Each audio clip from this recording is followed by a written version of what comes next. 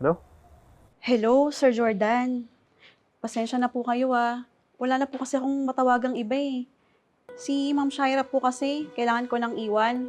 Wala na pong mag-aalaga sa kanya. Ha? Ngayon na?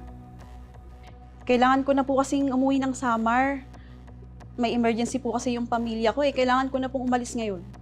Teka muna, ba't ka alis? Iwan mo mag-ina ko? Kaya nga po ako tumawag sa inyo, sir eh. Kasi hindi na po ako makapaghintay. Pasensya na po.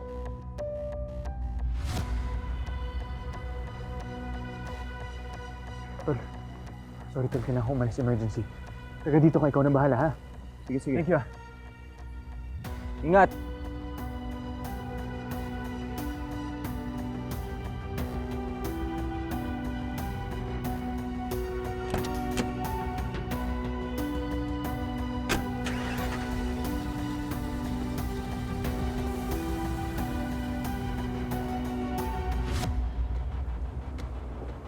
Good job.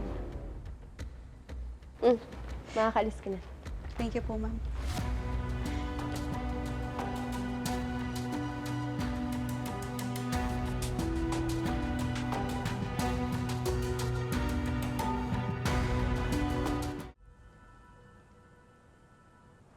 Shay?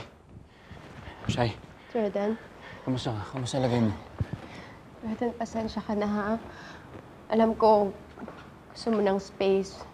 Gusto mo mapag-isa, pero wala na kasi talaga akong malalapitan eh. Iniwan na kami ni Olive. Ayoko naman mag-isa dito. Ayoko may mangyaring masama sa baby natin.